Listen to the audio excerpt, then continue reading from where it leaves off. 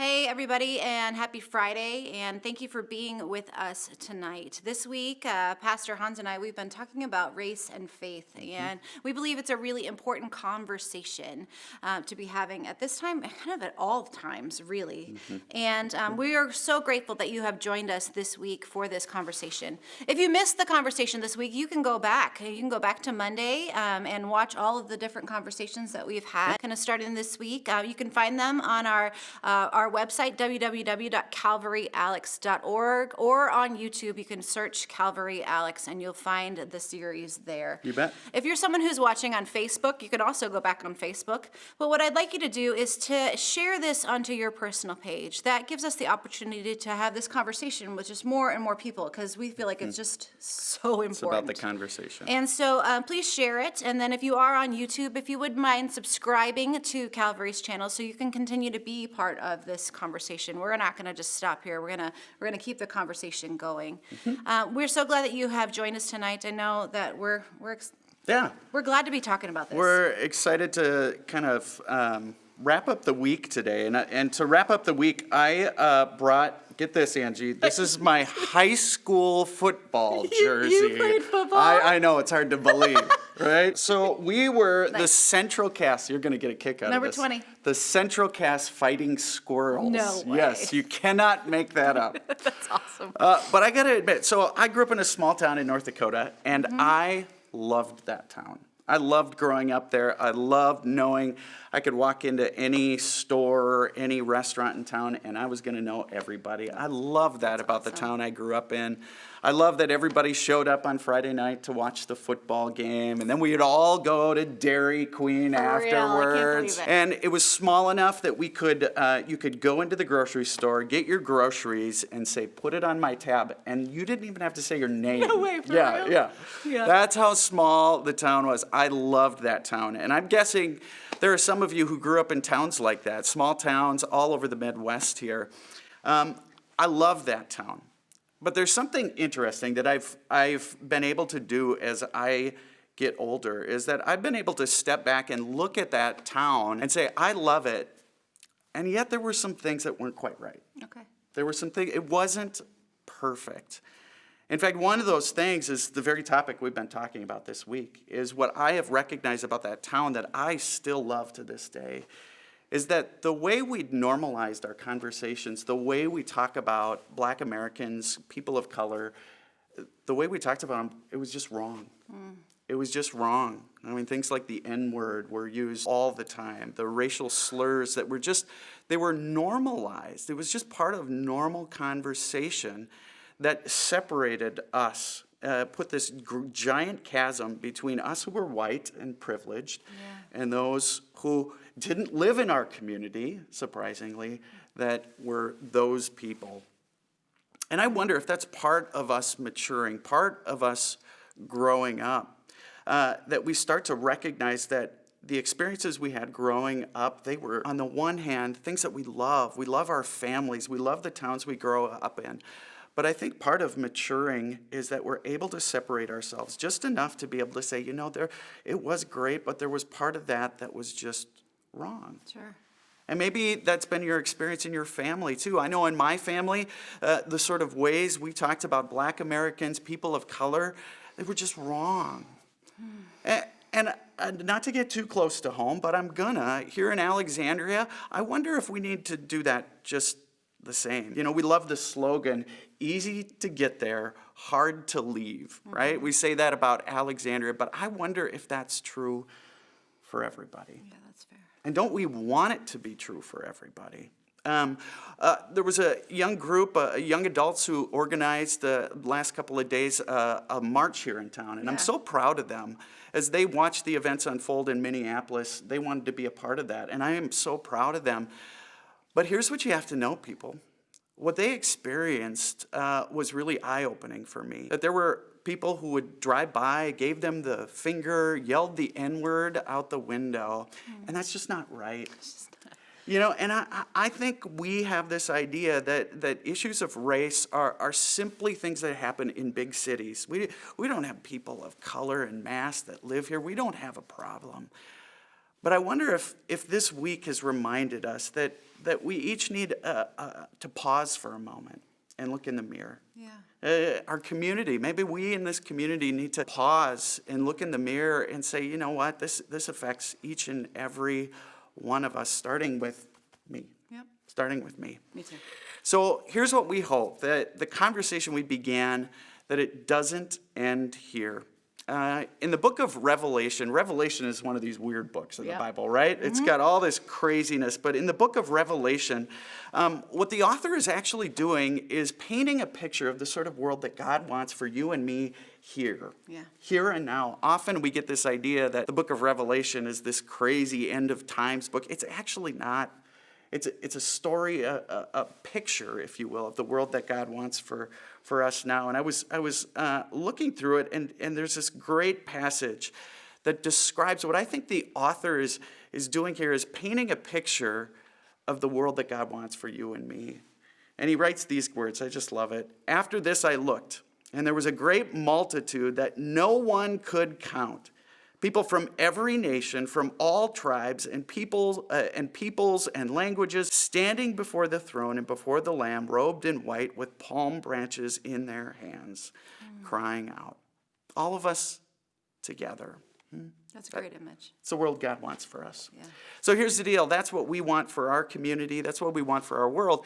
And so we want to keep the conversation going. And so, Angie, we want to leave you with some resources today. And so, Angie, do you want to start with some of those resources? I think one of the great ways to start by looking at ourselves, but then dig into what people have done some of this work already. And so we can use some of the understandings from other people. Maybe you don't have a person of color that's actively involved in your life, and so you don't have that conversation partner. And so there are some resources out there that I think are really great that will really enable you to kind of have some conversational partners that maybe look and have had different experiences than you.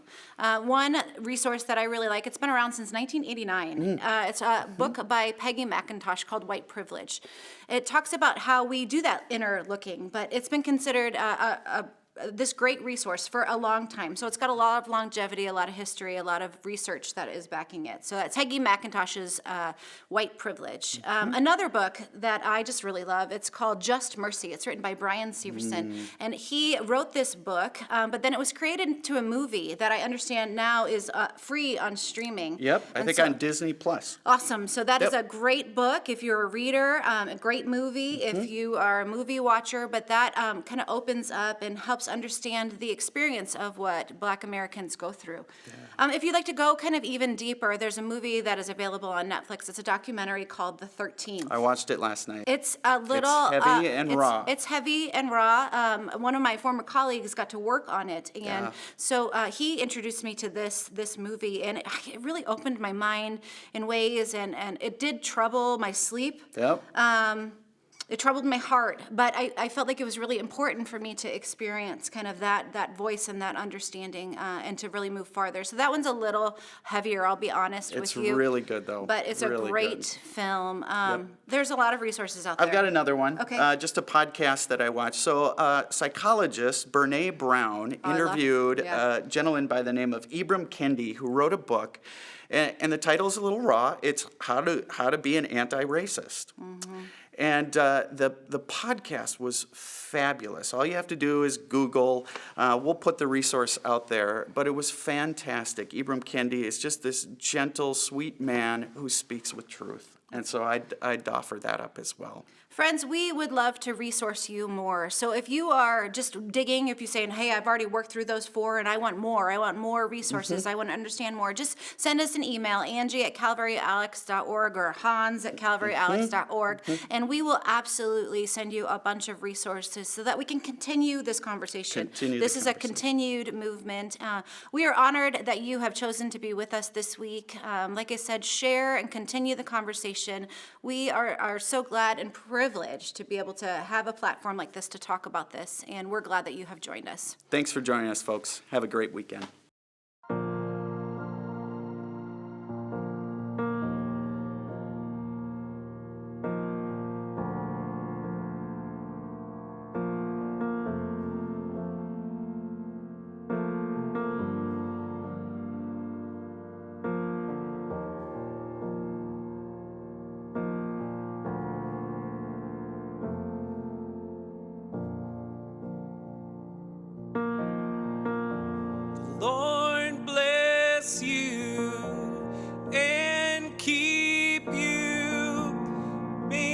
his face shine upon you and be gracious to you.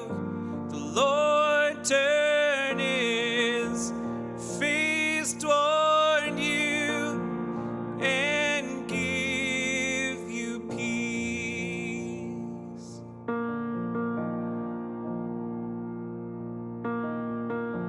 The Lord bless you and keep you, make his face shine upon you and be gracious to you. The Lord turn his face toward you and give you peace.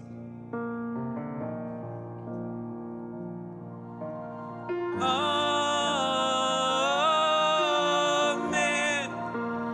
Amen.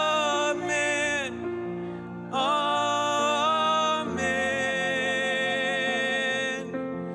Amen.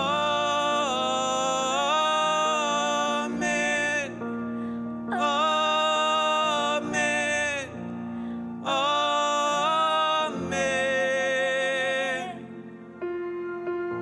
The Lord bless you and keep you, make his face shine upon you and be gracious to you. The Lord turn his face toward you and give you peace.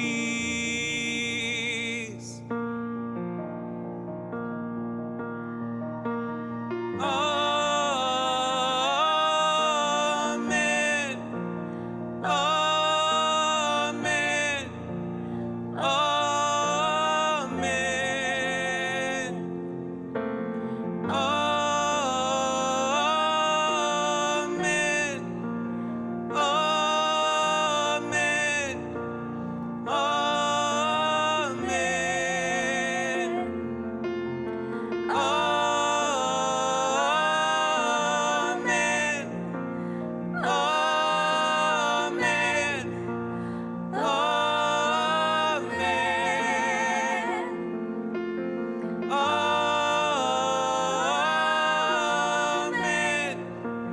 Amen. Amen.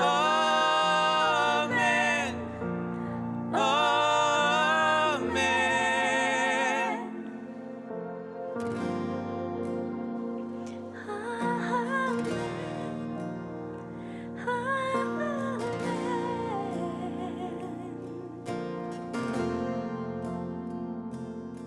May his favor be upon you and 1,000 generations, and your family and your children, and their children and their children. May his favor be upon you and 1,000 generations, and your family and your children and their children and their children. May his favor be upon you and 1,000 generations, and your family and your children and their children and their children. May his favor be upon you and 1,000 generations, and your family and your children and their children and their children. May his presence go before you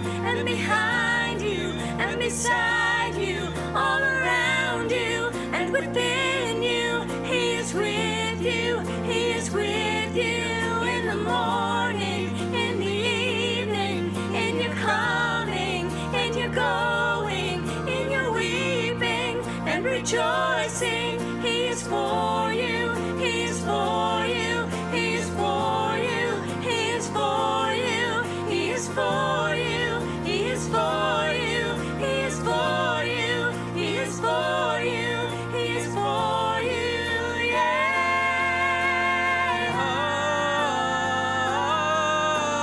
Amen. Amen.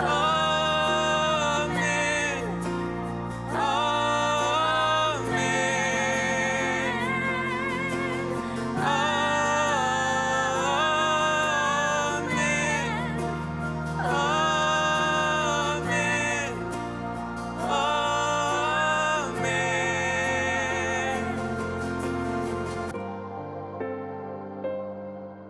is for